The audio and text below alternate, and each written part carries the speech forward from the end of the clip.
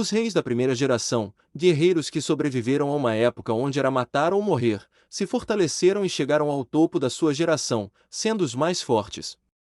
E esse vídeo é para isso, ranquear quais desses reis são os mais poderosos, quais chegaram ao topo e quais são os pináculos da primeira geração. Estão interessados? Vamos para o vídeo.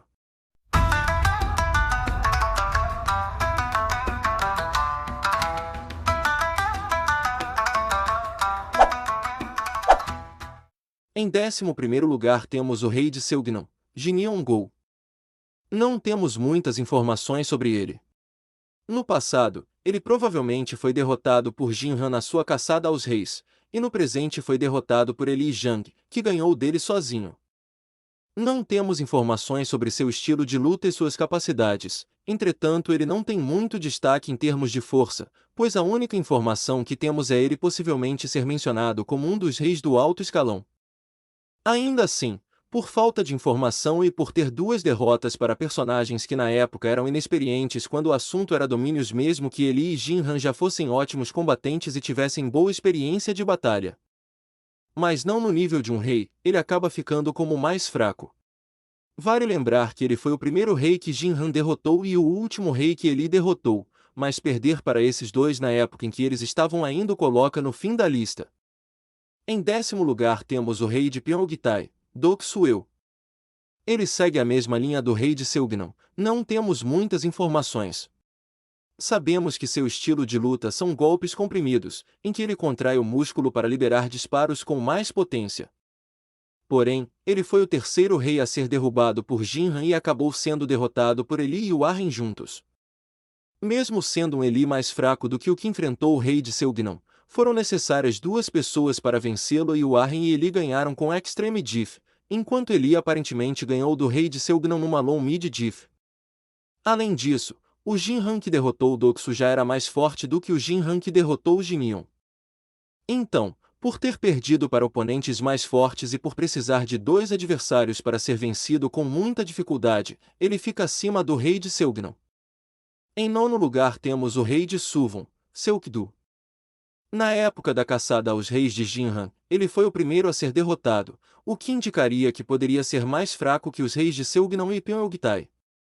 Porém, mais recentemente, ele mostrou estar acima dos dois, já que precisou de 3 oponentes para ser vencido: Warren, com seu CQC, e Samuel e Li com domínio.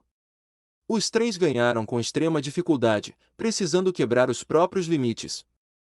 Sobre seu estilo de luta, ele ataca com cabeçadas, sendo sua testa extremamente resistente.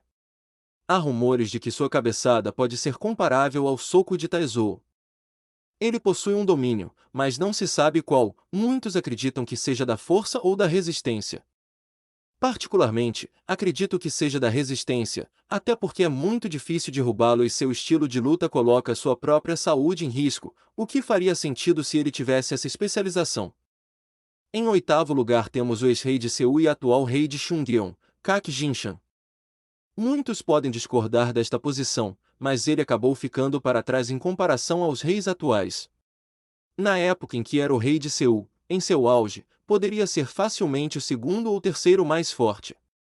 Porém, após sua derrota contra Kitai e James, perdeu seu espírito de luta e ficou praticamente letárgico. Isso fez com que, antes da primeira filial, estivesse mais fraco do que no auge. Chegou a ter dificuldades contra Liu Daniel, que era muito inexperiente para enfrentar um rei. Só reacendeu seu espírito de luta na batalha contra Choi Soldon, mas acabou morrendo.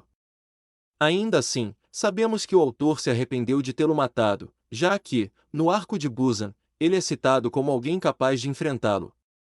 Mesmo sem domínio, tinha velocidade para acompanhar Seub, o rei mais rápido, e força para rivalizar com Taizou, o rei de maior potência física, chegando a derrotá-lo no passado. Seu estilo de luta peculiar, com ataques dilacerantes, era versátil para defesa e ataque, e aliado a um alto QI de batalha e capacidade analítica, fazia dele um dos reis mais equilibrados. Acredito que ele possuía um caminho algo exclusivo de certos personagens que compensava a ausência de domínio. Isso explicaria como conseguia competir com Yuk, 2 domínios, e Jaejeon, técnica única. Em sétimo lugar temos o ex-rei de Busan, Dalion-o. Esse título de o rei de Busan não era oficial, já que o primeiro rei real foi Jinhan. Porém, na época, quem comandava Busan era Dalion. No início da primeira geração, ele queria colocar os moleques na linha, mas se considerava forte demais para isso, então enviou Jinhan. Discípulo do top 1 do verso, possuía um dos ataques mais poderosos, o soco da convicção, extremamente rápido e de potência avassaladora. Nenhum rei daquela época suportaria esse golpe sem sofrer danos sérios, talvez apenas Seob e o Seokdu, pela resistência, conseguissem aguentar mais de um. Dalion reconhecia que poderia derrotar todos os reis e só foi vencido após Jinhan despertar sua própria convicção. Mesmo após anos, tomar um golpe dele ainda seria extremamente perigoso. No passado, só foi morto após receber múltiplos golpes da convicção explosiva de Jinhan, alimentada pelo desejo de proteger seus companheiros. Isso mostra que, há 2 anos, ele era o mais forte dos reis, sendo superado apenas com o passar dos anos. Em sexto lugar temos o rei de Daegu, Jingon Seob. Conhecido como o rei mais rápido, perdeu uma perna, mas compensou criando a técnica um passo, uma morte e um contra-ataque perfeito em 360 graus. Ele é um dos 3 personagens com 3 domínios, técnica, velocidade e resistência, e inventou boxe de ferro. Porém, sua falta de mobilidade, movendo-se apenas um passo, a ausência de grande força para derrubar os mais resistentes e a fragilidade de sua perna protética contra golpes muito potentes o colocam abaixo dos próximos nomes. Ainda assim, contra qualquer rei fora do top 3, seria uma luta extremamente equilibrada. Em quinto lugar temos os 2 reis de Xion, Najaejon e Yujai. Najaejon, mesmo com poucos feitos, foi chamado de rei mais forte que James derrubou e colocado em outro patamar por Taezou. Sua técnica reversa é superior ao um passo, uma morte de Seob e ele tem mobilidade incrível, além de golpes potentes e conhecimento da fraqueza da fortaleza de ferro. Já Yujai, rival de Jaejon desde a infância, é seu igual em nível. A obra constrói a narrativa de que ambos são lados opostos da mesma moeda, equilibrando-se mutuamente. É plausível que ambos superem Seob. Em quarto lugar temos o rei de Sheolian, Yu Seongjin. Para muitos, ele deveria ser top 2 ou até top 1, pelo combate contra James Lee. Ambos quebraram domínios naquela luta, mas Yuk superou a velocidade de James algo assustador, considerando que Seob era tido como o rei mais rápido na época e mesmo assim James tinha uma velocidade comparável à dele na época de Sheolian. James o colocou num patamar acima dos outros reis, e Yuk foi reconhecido como seu rival de potencial igual. Ele pratica Sireum, o wrestling coreano, no estilo de Jin Mujin, rival de Kim Gaprion. É um dos 3 com 3 domínios, força, resistência e velocidade. Toda a sua narrativa e feitos o colocam acima dos nomes anteriores. Em terceiro lugar temos o rei de Ansan, Mataezou. Dono do soco mais forte entre todos os reis, luta apenas com um punho, seu símbolo de convicção. No passado, foi derrotado por James e perdeu um olho, o que o fez treinar ambos os punhos, mas perder seu ideal original. Isso deixou mentalmente mais fraco e resultou em nova derrota. Porém, ao recuperar sua convicção, voltou a treinar apenas o punho direito e criou o punho do fim rápido e tão potente que expõe os ossos da mão após o golpe. James temia um Taezou mais forte, acreditando que ele poderia superá-lo. Agora, com a convicção restaurada, essa possibilidade parece mais real do que nunca. Em segundo lugar, o rei de Busan, Jinhan. Aquele que, no passado, foi capaz de derrotar praticamente todos os reis. Aquele que despertou sua convicção para proteger aqueles que ama e matou o que era considerado o rei mais forte. Ele se fortaleceu durante 2 anos dentro da prisão, e ficou conhecido como o Lobo, aquele que salvou Busan. Seu estilo de luta principal é o Wolf Fangs. Ele desenvolveu esse estilo desde cedo, pois lutava na arena e, após quebrar as mãos, para continuar competindo passou a usar os cotovelos. Assim, criou um estilo extremamente aprimorado, tão eficiente que conseguia lidar com 2 reis simultaneamente. Seob Taezou. É um estilo tão sólido que, mesmo um combatente como Seob, não conseguiu encontrar brechas. Ele ainda possui um segundo estilo, o Shadow Gapri, no qual começa a usar sua convicção aliada aos ataques de King Gaprion. Porém, Jinhan também tem a Overcome, despertada após ver seu amigo de infância morrer diante de seus olhos. Com ela, consegue combinar a convicção ao seu estilo principal, resultando em um poder tão avassalador que conseguiu pressionar e até mesmo quebrar a guarda de Kitai Kin, causando-lhe danos consideráveis. É claro que, com essa Overcome, ele seria capaz de derrotar todos os outros reis citados anteriormente.